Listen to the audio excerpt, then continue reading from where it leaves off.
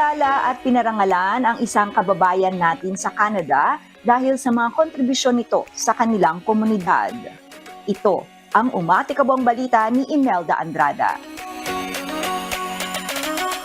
Hinangaan sa Canada ang isa nating kababayan dahil sa kanyang mga kontribusyon at pagiging aktibo sa kanilang komunidad. Well, una, pagka may libreng oras ako, tumutulong ako sa community, pagpupulot po ng mga basura sa paligid. Parang naging hobby ko na rin po. Tumulong rin po ako sa mga food banks, sa mga pagpapakain po sa mga community.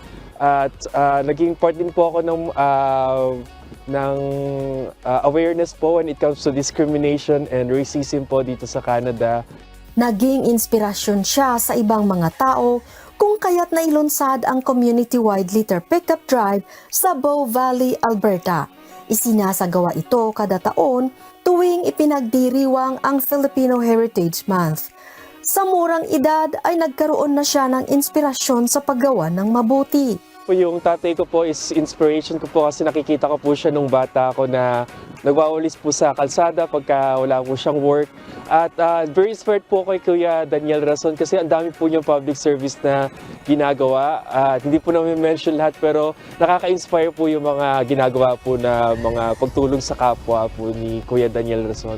Bukod sa community service, nag-organisa rin siya ng first Filipino themed float na nag-champion sa Canmore's Canada Day festivities. Siya rin ang naging kauna-unahang Filipino candidate na tumakbo sa Municipal Council sa Canmore. Isa rin si Jean sa tumanggap ng certificate mula sa Parliament of Canada bilang pagkilala sa kanyang mga kawanggawa. Well, ito yung certificate of appreciation na binigay ni MP Nick Richards para sa mga outstanding community leaders sa jurisdiction niya, which is AR3 and BAN. And he requested that we make it a part of our Rizal Day celebration here. And so we accommodated the request of the Honorable MP.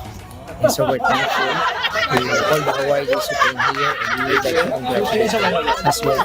I hope that they can continue to do a good service for our community.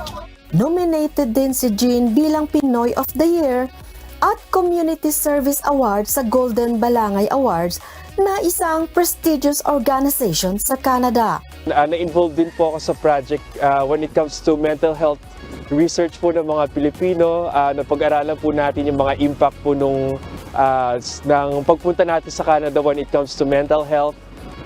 Naging coordinator at director din po ako ng Bow Valley Food Alliance po. So we tackle po yung food security sa Canada. Part din po tayo ng Alberta Chess Association. So marami rin po tayong ginagawang community service na nare-recognize din po tayo ng mga government agencies po. Bagamat wala sa lupang sinilangan, hindi ito naging hadlang kay Jean upang maglingkod sa kapwa at sa komunidad. Bali, it's nice po na parang may purpose po tayo sa buhay. Kasi minsan parang sarili lang natin iisip natin, tapos parang may kulang sa life natin. So, parang may sense of purpose po na tumulong sa community, tumulong sa kapwa na walang hinihintay na kapalit po. Tunay nakaka-inspire ang mga ganitong kwento ng pagkakawanggawa kung saan hindi nagpapahuli ang ating mga kababayan. Kaya mapapabilib ka talaga sa Pinoy. Imelda Andrada, UNTV News and Rescue. Diyos ang aming sandigan, serbisyo publiko ang aming pinahahalagahan.